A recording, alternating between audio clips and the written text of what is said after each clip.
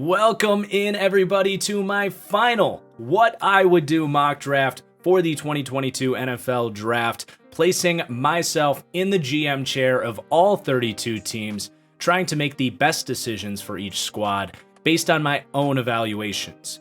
If you want to hear more about what I think about the players in this class, make sure you subscribe and check out my top 10 positional breakdowns videos out there. You can find even more on my Patreon, where you will get my full draft rankings for every player in this class. You'll also find team-specific 7-round mock drafts for every team in the league, film breakdowns. So if you enjoy my draft content, you will love my Patreon, and you will help support my channel financially in the process. I also want to remind you that I will be live here on YouTube for every single pick of the draft, providing my live reactions and analysis to every single pick throughout the entire weekend. It's going to be a ton of fun, going to make it worth your while, so I appreciate you stopping by to watch the draft with me. And lastly, make sure you hit that like button, because when this video gets to 3,000 likes, I will be dropping a day 2 draft off of this mock draft. So that is 3,000 likes for a rounds 2 and 3. So hit that like button down below. But enough blabbering, let's get into it with the Jags here with the number 1 pick. And I'm actually not going to be selecting Aiden Hutchinson. Definitely would be a good pick for them, probably the direction they're going to go. But even Trent Baalke today said there's 4 guys there between. We definitely can't pencil in Aiden Hutchinson. And I think there's a good reason for that. You know, I don't think his upside is all that amazing. I don't think he's going to be a game-wrecking edge rusher that you typically select with the number 1 overall pick. I think he's going to come in and make an impact, but I don't think he's going to change the landscape of the future of the Jacksonville Jaguars. And I think they probably know that, honestly. And I certainly feel that way. So for me, I'm going to just take the best player in this entire class, in my opinion, and that is Evan Neal. Look, I get it. You've got Cam Robinson on the franchise tag. You've got Jawan Taylor, who's played pretty well at right tackle. They're excited in what they have in Little out of Stanford last year. Those are all serviceable options at tackle. But why not take the best player in this class, who's going to be protecting your golden boy, golden-haired quarterback for the next 10 years and doing it at an elite level? That is what I feel about Evan Neal. You are also upgrading your guard position, where Cam Robinson, Walker Little, maybe one of those guys can step inside and you have more talent and depth on that offensive line. Yeah, your tackle position's fine, but Evan Neal to me is the best player in this class. This is about making sure Trevor Lawrence has everything he needs to succeed. Forget about just this year, but beyond that, for the next 10 years, a franchise left tackle to pair him with. And then with the number 2 pick, Aiden Hutchinson kind of falls into your lap, so to speak here. I still don't think it's an easy decision. I do actually have Kayvon Thibodeaux as my number 1 edge, but a 6.90 grade on Tibbs, 6.89 on Aiden Hutchinson. These guys are close. Hutch is the bigger day 1 impact. Thibodeaux definitely the guy with more upside. But for Detroit, a defense that has no house name talent, you get an opportunity to get that day 1 impact to improve this pass rush. And the cherry on top, and maybe even a tiebreaker here, is that he is a Michigan guy. He gives you that face of the defense that they're looking for, that leader, that kneecap biting mentality that you know Dan Campbell is going to want. So just because of the specific fit, the guy being from Michigan, I'm going to go with Aiden Hutchinson to the Detroit Lions. And then at number 3, the Houston Texans. So many needs here. You really have the freedom to go best player available. And for me, the number 2 player in this class is Ikem Ekwonu out of NC State. And I understand Houston has some solid tackles there. Obviously, Tunsil at left is a stud, and Titus Howard at right tackle, probably going to be kicking back out there, a former first-round pick. You want to kind of see what year 4 can hold for him, or whatever year it is. He's, to me, not the long-term answer, but you can still play him at tackle next year and play Ikem Ekwonu at guard in his rookie season. Well, hold on, you can't take a guard at 3? Like, what are you doing? No, he is still the long-term answer at tackle. For me, the reason Ikem Ekwonu actually is below Evan Neal is because his pass protection technique needs to come along a little bit further. So you give him a year at guard, just as someone like La'el Collins did Once you probably inevitably find out that Howard's not your answer at right tackle, you slide Ekwonu out there. You have him and Laramie Tunsil as just a foundational edge to your offensive line for whatever quarterback you draft next year, hopefully Bryce Young. Then with the number 4 pick, the New York Jets. Doesn't get any easier than this. I think Kayvon Thibodeau is the perfect fit for the Jets, and I think the Jets are the perfect fit for Kayvon Thibodeau. He is a guy that has made it very clear. He cares about his money. He wants to get paid. He cares about cryptocurrency. He plays a money position. Well, what a better place than to build your brand than New York City, the bright lights, baby, the opportunity to be the face of this defense that you hope you can build out of the gutter and be a real football team. It's a great spot for Kayvon Thibodeau, who just might have some of those questions about, motivation, whatever that means. This dude's a damn good player. I thought about him at number 1.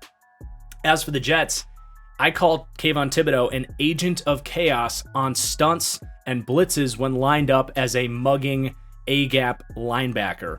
You look at what Robert Saleh has been able to do over the last few years with his blitzes and his stunts. I do believe he's one of the more creative stunt designing schemers of a defensive coordinator in the league. And you pair that with Kayvon Thibodeau, you get Lawson back, Quinnen Williams, John Franklin Myers. You have a potentially top 5 pass rush there in New York, and Robert Saleh can get back to playing good defense for the New York Jets.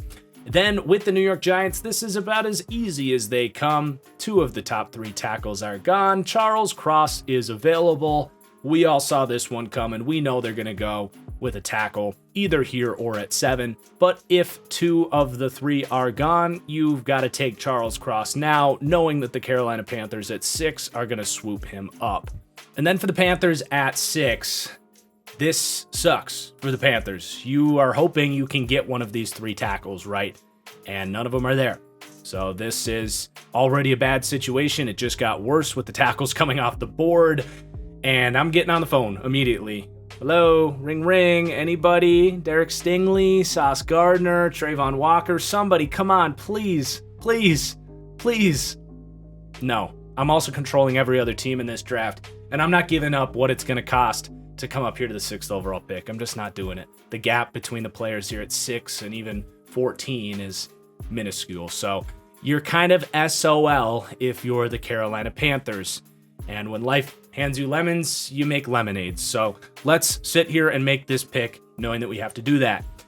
You, of course, have 2 glaring needs here, offensive tackle and quarterback. Can't go tackle here. You cannot reach for Trevor Penning. You can't reach for Bernard Raymond. At that point, you might as well take Malik Willis and just say, F it, let's see what happens. That takes us to the quarterback thing. I think you're setting up any rookie quarterback to fail here with the left side of that offensive line being a disaster. So I don't think you can go quarterback. I don't think you can go tackle here. I'm totally comfortable going to get Jimmy Garoppolo or Baker Mayfield here, especially if we can upgrade this offensive line. So let's visit that disaster of a left side of this offensive line. You have Brady Christensen at left tackle.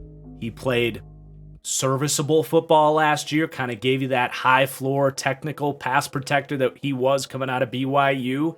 And then at left guard, Pat Elflein, Brady or Cam Irving, like, come on, that's even worse than Brady Christensen. So for me, the only offensive lineman worthy of this pick is Zion Johnson. And for me, I don't even hesitate. For me, Zion's a top 3 player in this class.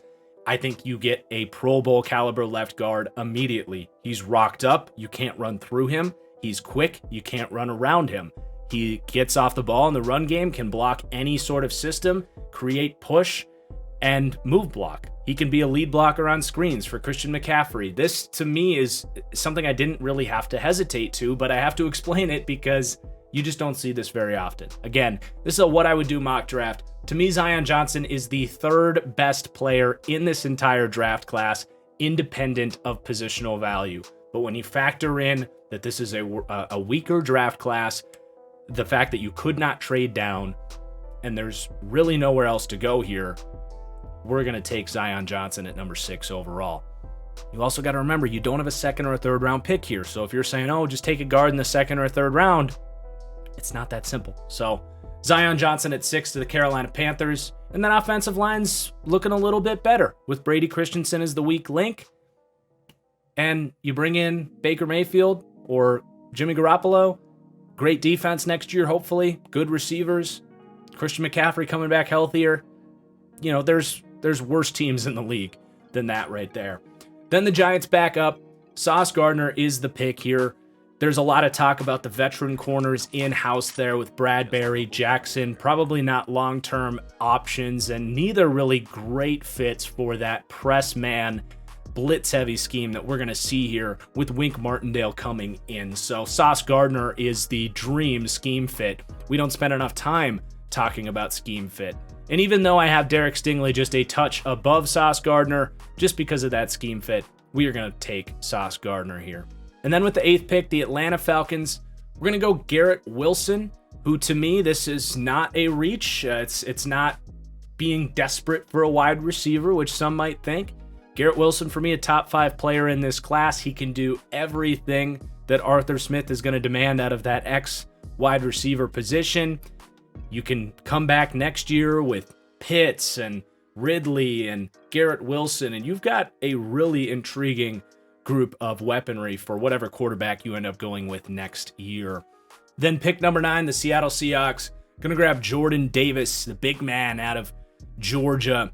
So you're bringing in Sean Diassi with those Vic Fangio roots, which means in Seattle now, you're going to be seeing a lot more nickel, a lot more dime, a lot more light packages and quarters defenses where you get less safety run support from the back end. And if you're going to do that, you got to have a gap-eating two-gapper up front that can help stop the run himself and eat up and clean lanes for those linebackers to get through clean. And Jordan Davis is that guy. And additionally, you hope those athletic traits he has, a good 10-yard split, the length, the size, the potential power can turn into a better pass rusher at the next level. But if nothing else, you get a much-needed upgrade on the interior there from a run defense perspective. Then with the number 10 pick, this is going to be my Deebo Samuel trade. It's kind of the obvious landing spot for Deebo if the Niners have to trade him in this era of player empowerment, which it just kind of feels like they do. That's just kind of the way it is now. But makes sense for both parties, right? Because the Jets have been looking for that impact wide receiver.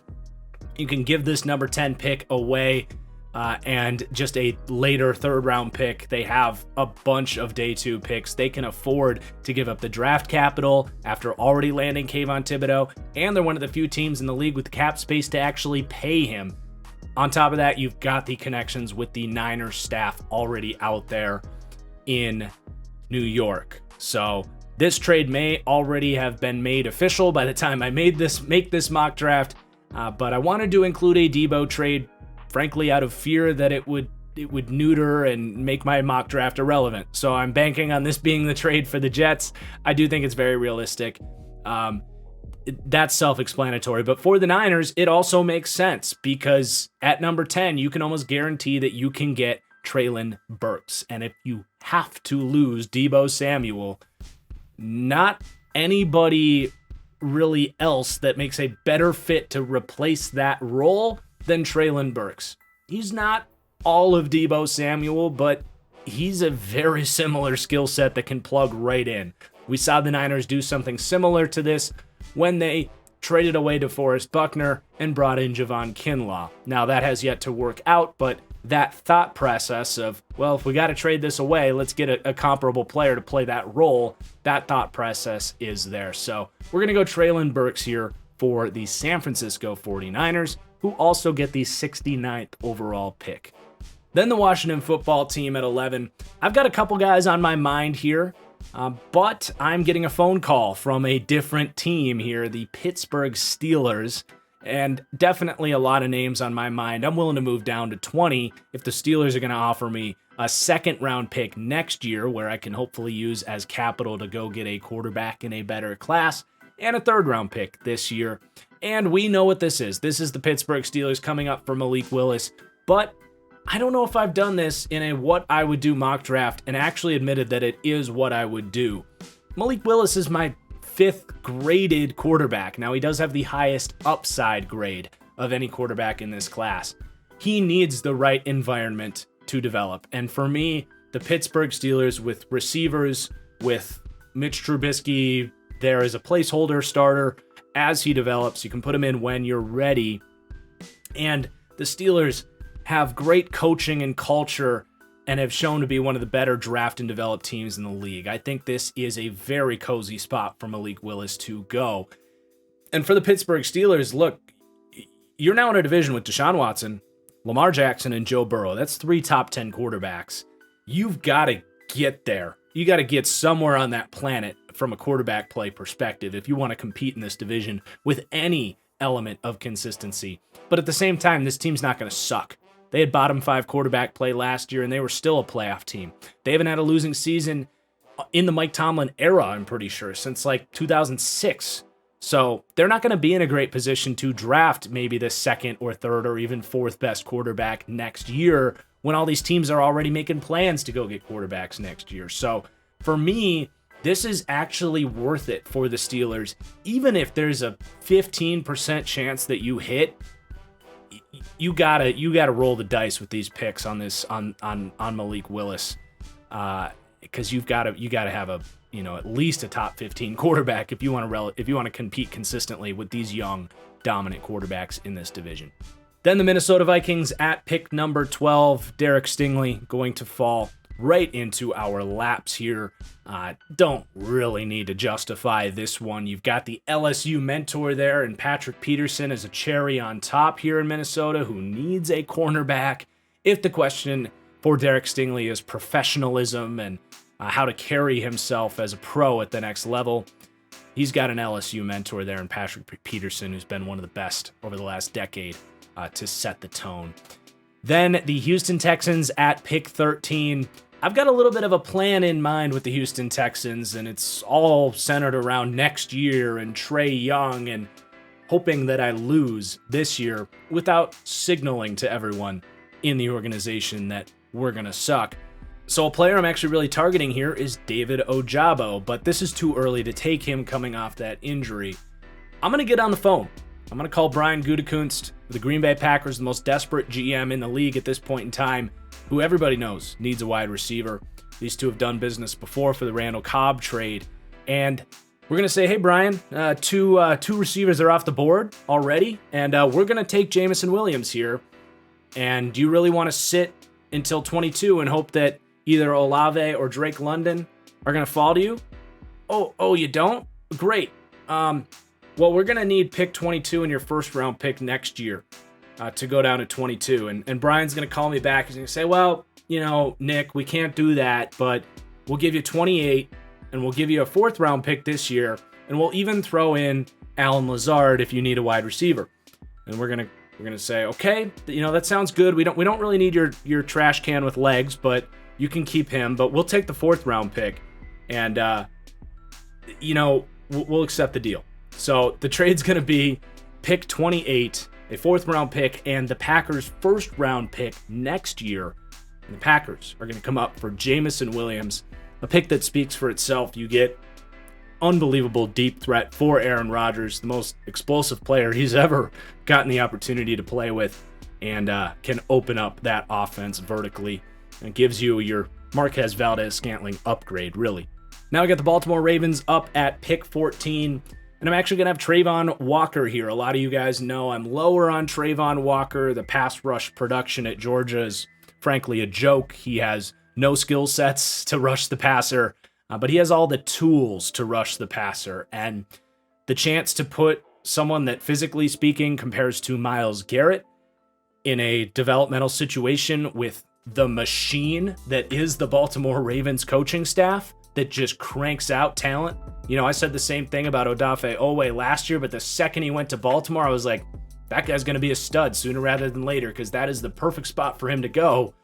Travon Walker is that, but juiced up. So this is a really nice fit for Travon Walker, and if he's a boom or bust prospect, this is where you put him to get the boom out of Trayvon Walker out of Georgia, who is probably not going to be here at 14 for the Ravens. But again, this is a what I would do situation. I don't think his day one impact and how much you have to coach up in his pass rushing ability is worth a top 8 to 12 pick, really. But then we got Philadelphia on the clock. That cornerback need staring me in the face, and in this zone-heavy system in Philadelphia, Trent McDuffie is the pick. A perfect spot for him to slot in as a perimeter player, and excellent value. One of the 15 or so best players in this class. Very easy selection for me for the Eagles. And then New Orleans Saints up at 16. You know, the Saints put me in a spot where I have to make a pick that I am uncomfortable with. I think they already did something I wouldn't do in giving up a first round pick to get one of these picks, knowing that they're probably going to be drafting a tackle.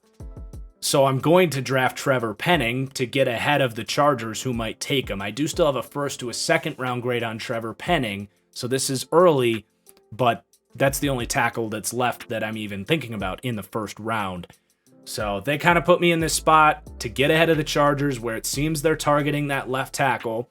Now, he's got a ton of physical upside. I think I'm kind of in the middle on Trevor Penning. I love the traits and the length and the toughness and the run blocking, but I'm also concerned about how long it's going to take him to translate from that level of competition. Struggled at the Senior Bowl. The pass protection technique gives up a lot of inside moves, invites rushers into his chest. There's a lot of development to do there, but I do trust the Saints offensive line staff that's also kind of a machine to get that out of him. So it's not the worst pick. They put me in a spot where I had to make it, but it's definitely not going to be my favorite pick of the first round. Then we have the LA Chargers at pick 17 in a really tough bind, because I would love to get Jordan Davis. I'd love to get Jamison Williams. I'd even frankly consider Trevor Penning here. The only other guy I'm thinking about here is Daxton Hill, but I don't think that provides you that immediate help when you already have Adderley and Derwin there. I think he's a great scheme fit and good value, but I'm worried about getting a tackle here, frankly. They haven't signed anyone in free agency. I don't know if they will, but I can't take a tackle at 17. So I'm going to make some phone calls, and someone I'm willing to come up with here is actually out of the second round. And that's the Jacksonville Jaguars, who own the first pick in the second round.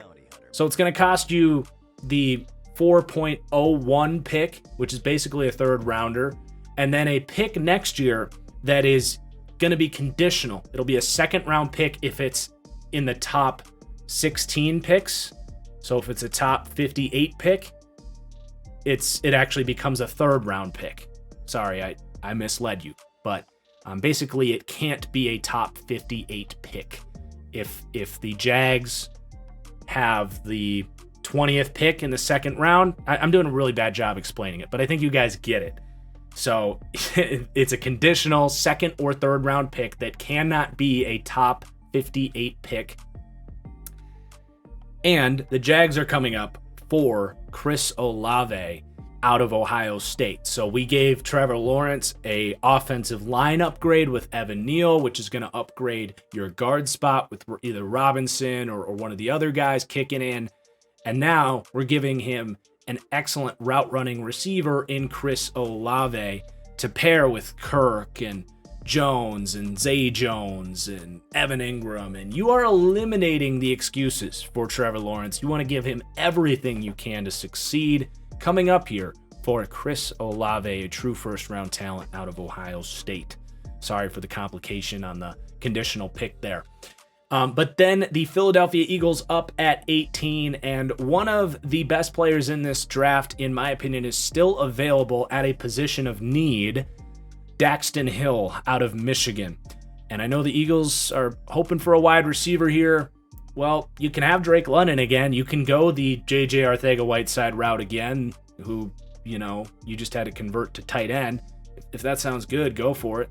I think London's a better player. I think he'd be a good fit there, but I don't think they really want to roll the dice on a jump ball receiver again. I don't think Jalen Hurts plays with the timing and anticipation that would be required to unlock Drake London on the outside either. So I'm not crazy about that fit. But for me, Daxton Hill fills that second safety need. You got Trent McDuffie earlier. I mean, my God, you have just rounded out what is looking like one of the better secondaries in the league next year behind what should be a better pass rush. Getting guys like Cox and back in there, and hopefully Brandon Graham can get healthy. But, whew, man, I really like this Eagles defense if they can fill out this secondary, which to me is the biggest weakness of the Philadelphia Eagles. Some Eagles fans will think that's a reach, but those that have been around on this channel know how much I love Daxton Hill. He's better than my next pick here for the New Orleans Saints, Kyle Hamilton, in my opinion. But back-to-back safety picks here. The New Orleans Saints kind of need some help with that safety group. And they're a team that I think has a role for a Kyle Hamilton to play more of that box safety role, which is really what Malcolm Jenkins was able to do for them. They're a 4-3 system. He can play some weak side linebacker because he's not a free safety. He's not a deep safety. I don't think he's a top 10 player in this class like many think. I do think he's a first-round talent, and he needs the right scheme to go to. But this is it for New Orleans. And, you know, you can't take Drake London to pair with Michael Thomas. That's just not enough speed in your receiving group. So we're going to have to look at wide receiver later. But getting Kyle Hamilton here at 19 is an excellent landing spot where he can reach his potential at safety, as opposed to a different team where they're going to ask him to play deep safety all the time that I don't think he can handle it at a first round level. All right, Washington up where we traded down, and this is going to be the Drake London pick. This to me is where I'm comfortable taking more of a jump ball type of guy, but definitely has a lot of upside, especially with Carson Wentz, who's worked with Alshon Jeffrey back in his Eagles days. Similar fit there as far as speed and separation ability, but a go-get-it receiver. Same thing with Michael Pittman in Indianapolis. Those two had a good connection. Wentz loves big-bodied receivers to put it up to in a pinch, and this is an excellent spot next to Terry McLaurin there, who gives you that separation ability and all those other weapons. So you trade down and still get Drake London at 20 for Washington. Then we have the New England Patriots up. I don't love the way this board is falling for me. If I can trade down, I'd like to. And I'm going to move up with the Kansas City Chiefs and draft Jermaine Johnson. So this is just going to cost a third and a fourth round pick along with pick 29. Yeah, I mean, the Chiefs need edge help now and in the future, as Frank Clark's going to be on the way out. He fits their scheme as a hand in the dirt, pocket pushing edge. I think this is a good move for the Chiefs because you've got some teams coming up that are definitely going to be thinking about edge. So get in front of them, give up a couple mid-round picks. And for the Patriots, I think a lot of you guys know who I'm going to be targeting, but it's someone that you don't have to take at 21, but for their team can be a first-round value type of player. But then Green Bay is back up at 22 after playing a little bit of hardball in that trade. And we're going to take George Pickens out of Georgia, doubling up at wide receiver, because as great as Jameson Williams is, he is a Z receiver. He's your flanker, your deep threat. He's not that X, the guy that is going to be your target machine running routes at all three levels. He's going to take the top off of the defense. We need another receiver here because this room is so bad to be your X wide receiver. And for me, George Pickens can be that guy. We haven't seen him do it consistently or recently, having basically missed his junior season, but I do think he can get back to it. He brings the run blocking element that this team loves. He's one of the best run blocking receivers in this class. Definitely fits what they're looking for. And for a team that's running into salary cap issues, I think spending 2 first-round picks, in this case actually 3 because you traded up to get Jameson Williams, but being able to get cheap receivers that can become superstars with Aaron Rodgers throwing them the ball for the rest of Aaron Rodgers' contract, you know, when wide receivers cost $25-30 million to get 2 guys at that $5-6 million price tag, that is brilliant for Green Bay to double up in the first round. And man, that offense is ready to go. Then we have the Arizona Cardinals at 23, going to take George Karlaftis. They need edge help in the worst of ways. They hopefully have J.J. Watt, But Chandler Jones gone.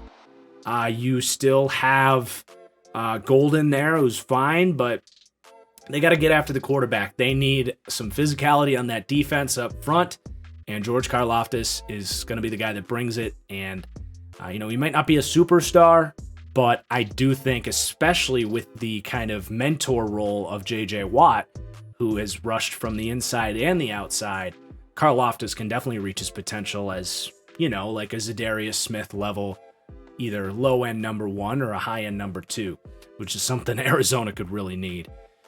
Dallas Cowboys up at pick number 24. We're going to stay in state and grab Kenyon Green, filling in at left guard. This offensive line has really become depleted. I think Kenyon Green fits their run game very well with a lot of duo, a lot of inside zone. They'll go power. He is a people mover up front and will be a great fit for the Dallas Cowboys staying in state. Buffalo Bills at pick 25. Andrew Booth is like a dream if he can land here for the Bills. This is a zone-heavy defense and a zone-heavy corner with a lot of athletic potential. Hasn't played a lot of football, but he got better week in, week out. You could see him becoming more comfortable as his final season at Clemson went on. And yeah, this is a dream for the Bills, frankly. If he can be there at 25, lock it in. The Tennessee Titans at pick 26. With the guards gone, the receivers flying off the board, you're kind of twirling your thumbs like, what are we going to do here?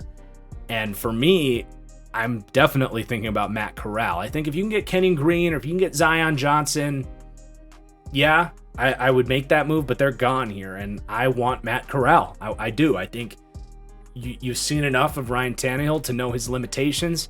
Matt Corral could develop into more than that with more arm talent, more athleticism, more functional athleticism. He's a better playmaker on third down, and a good scheme fit as well with everything they do there with play action and attacking the middle of the field. So I love the fit of Matt Corral, but if I can trade down and get some more picks, I would love to do that, especially because they don't have a second.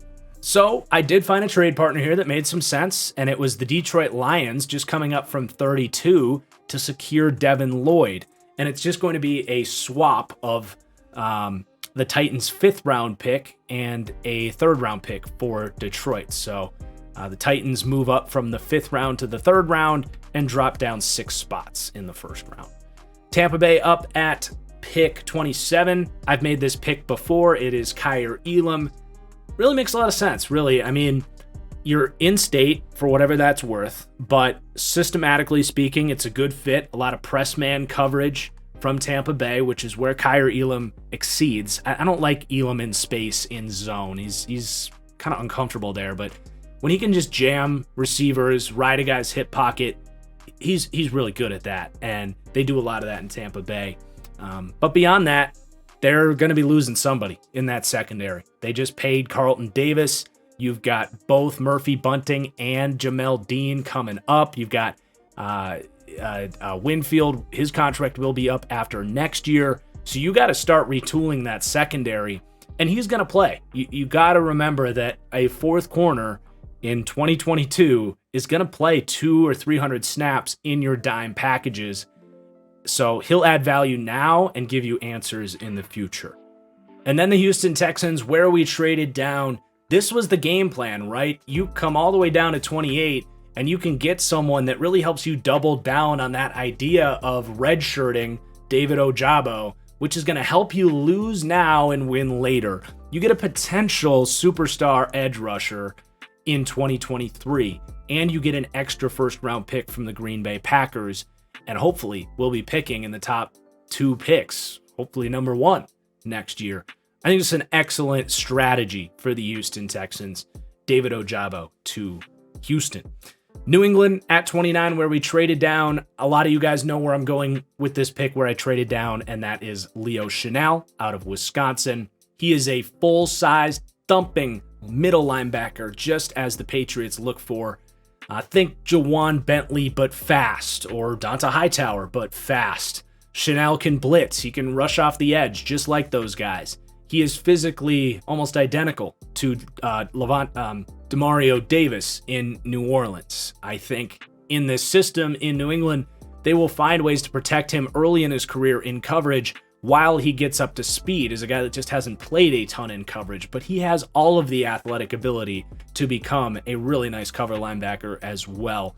So Leo Chanel off the board, and then Kansas City is up. I am going to take Devontae Wyatt out of Georgia. You have now put Jermaine Johnson on that defensive line, and now you've put Devontae Wyatt with Chris Jones and Frank Clark. This is the best pass rush they've had since the Hawley and Justin Houston days. So that's something they've really missed. You know, Josh Allen sitting back there all day, picking them apart in the playoffs. You can say goodbye to that game plan for the Buffalo Bills, because this is a significantly upgraded version of this defense for the Chiefs. Then the Bengals up at 31. This is one of those dream scenarios. Is Tyler Linderbaum falling to you at 31? I do think he goes in this 20 to 32 range, because I don't think he's getting past the Bengals at 31. He's just that last kind of missing piece. You will be kicking Ted Karras over to left guard, and you've overhauled that offensive line and made it, I guess I'll say top 10 this time, because I got criticized for going as far as saying top 5, but I do think this would be about a top 10 offensive line next year with how much they've invested in it. And all these guys make sense schematically as well. And then at 32, to wrap this thing up, Matt Corral, as mentioned, we traded down to get him with that 5th-year option, because he's going to sit for a couple of years. We've got Ryan Tannehill in there. We're competing now. But, you know, we picked up an extra 3rd-round pick. We've traded down and kind of maximized the value of drafting Matt Corral. Just one pick to weigh against the potential of having you set up very well at the quarterback position for years to come. I think it's a really good time for Tennessee to do it. Their roster's in really good shape. There's no interior offensive linemen that are going to come and save the day, and unless you're taking Linderbaum and kicking your center out, because Linderbaum has to play center. So that's the strategy for me for Tennessee. Some Titans fans love it. Some Titans fans hate it. I get it. But if this is me, that's what I'm doing for the Titans, because I got to get out of Ryan Tannehill at some point here. And you're not going to be bad enough to be picking at the top of the draft either. So at least Corral has that upside to develop. And there it is. There is the 1st-round mock draft. Remember, everybody, 3,000 likes. I will drop the day 2 version of this mock draft. And we'll see you guys for that. Peace out.